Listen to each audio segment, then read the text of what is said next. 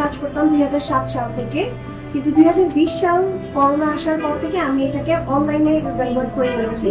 এখন আমার একটা পেজ আছে ইংলিশ উইথ সাবিনা, সেখানে আমি অনলাইন ইংলিশ স্পোকেন ক্লাস নেই, ইন্টারন্যাশনাল ওয়েতে নেই, কারণ দেশের বাইরে থেকেও বা ঢাকার বাইরে থেকেও সব জায়গা থেকে ক্লাস করতে পারে। Basic to advance English spoken class নেই। আর অনেকেই যারা আমাকে পার্সোনালি চেনে বা আমার রিলেটিভ, কাজিন এবং ফেসবুক ফ্রেন্ড, তারা আমাকে সবসময় একটা কমন কোয়েশ্চেন করে যে আমি স্কুলে full time job plus online business এছাড়া একটা পেজ চালানো, সারাক্ষণ পেজে অ্যাক্টিভ, আমার পেজে আলাদা কোনো মডারেটর নাই, আমি নিজেই সারাক্ষণ পেজ চালাই, এরপর ইউটিউবে কন্টেন্ট ক্রিয়েট করি এবং আমার 2টা বাচ্চা আছে এবং আমার বড় বাচ্চাটা ওয়াইল্ড অটিজম আর ছোট বাচ্চাটা মাইল্ড অটিজম। কিন্তু এই 2টা বাচ্চাকে আমার কোয়ালিটি সময় দিতে হয়, কারণ যেহেতু 2টা বাচ্চা, এদেরকে আমি প্রতিদিন পার্কে নিয়ে যাওয়া এবং আমি নিজের হাতে স্কুলে ড্রপ করি, স্কুল পিক আপ করি।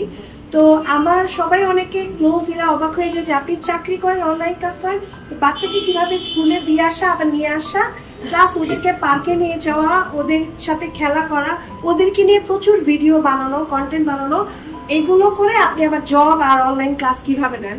এইটার উত্তর একটাই, সেটা হচ্ছে আমার মা। এই কারণেই আমি আমার মাকে সুপার মম বলি, কারণ হ্যাঁ, আমার বাবা আমার প্যারালাইসিস ছিলেন, কিছুদিন আগে মারা গেছেন।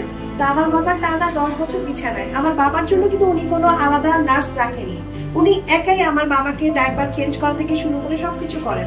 তা আমার মাকে দেখে আমি বড় হয়েছি। উনি কিন্তু একটা খুবই রিচ ফ্যামিলি বিলং করতেন, আমার নানা মামা এরা অনেক রিচ, কিন্তু ওনার বিয়ে হয়েছে মিডল ক্লাসে। তো উনি ওনার এত রিচ ফ্যামিলির মেয়ে হয়ে কোনো অহংকার নাই, উনি যে কিভাবে মিডল ক্লাসে নিজেকে অ্যাডজাস্ট করেছেন এবং নিজের স্ট্রাগলটা নিজের বাবা বা ভাইকে বলতেন না, ওটা দেখেও আমি শিখেছি যে আমি যখন বড় হই, আমার যখন সেন্স হয়, তখন তো আমি আমার মায়ের অবস্থা ভালো দেখি, কারণ আমার বাবা আমার 2 ভাই ইনকাম করতো। তো আমিও লাক্সারি ভাবে বড় হওয়ার পর আমারও যে বিয়ে হয়েছে মিডল ক্লাসে, আমিও নিজেকে একইভাবে অ্যাডজাস্ট করেছি। আমার ফিনান্সিয়াল কন্ডিশনটা অনেক সময় মাকে বলা হতো না, তো কিন্তু আমার মা আমাকে, মানে তারপরও আমি যে আমার মাকে ফিনান্সিয়াল কন্ডিশনটা বলতাম না, মারা যে কিভাবে বুঝে যায়। দেখা যেত আমার বাসায় আসছো, যখন আমার কন্ডিশনটা বেশি খারাপ থাকতো তখনই দেখা যেত আমার মা অনেক কিছু গিফটস নিয়ে আসতো, হয়তো মায়ের মনটা বুঝে যেত। আরেকটা কথা, অনেকে সবাই জিজ্ঞেস করে যে একা একা আমি ধানমন্ডি ছিলাম, আমার মা মিরপুরে ছিল, তো আমি একা একা বাচ্চা কিভাবে বড় করেছি, সবাই এটা ভাবতো।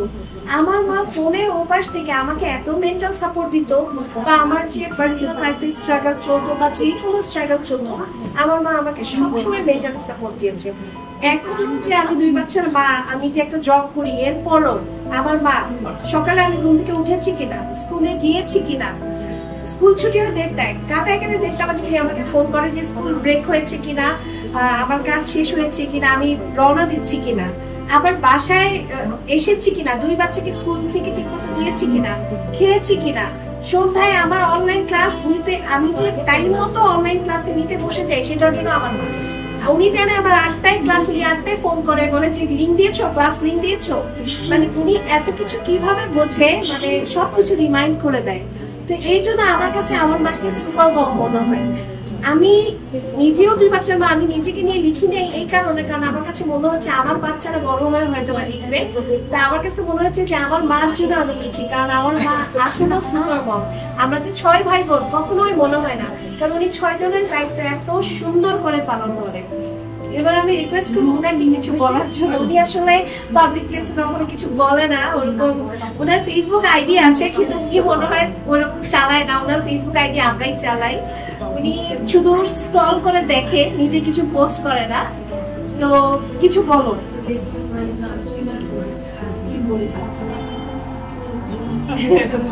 আচ্ছা ঠিক আছে, যা পারো, যা মনে হয় একটু জোরে বলো। ছেলে মেয়ে অনেক ভালো, অনেক মারে ই করে, 3টে ছেলে 3টে মেয়ে। একটা বড় ছেলে আমেরিকা থাকে বাইরে, ও এখনো আমার কথা মতন চলে, যা আমার ছাড়া কোনো কিছু বুঝে না, আমার না জায়গায় কোনো কাজ করবে না। রোজ ডেলি টেলিফোন দেখি আমি খাইলাম কি না খাইলাম, কি করলাম না, রোজ খবর নিয়ে তারপরে ঘুমাবো। আমার রোজ ডেলি আমার মানে খেয়াল করবো, ই করবো, ই করবো। অনেক ভালো, আমার ছেলেরা অনেক ভালো, আমার কথা মতো চলে, আমার খুব আর কেউ আসে করে, মানে এটা বলে কাজ করে, বাচ্চা দেখে, স্কুল দেখে, অনেক মানে ই করে। সো আমি এখানে আসলে দুইজন সুপার মমকে দেখতে পাচ্ছি। যদিও গল্পটা মানে আপু আপনার জন্য লিখেছেন, বাট আপুর স্টোরিটা আমরা অনেকটা জানি, কিছুটা জানি। সো আপনাদের দুজনকে অনেক অনেক ধন্যবাদ আমাদের এখানে উপস্থিত হওয়ার জন্য। এটা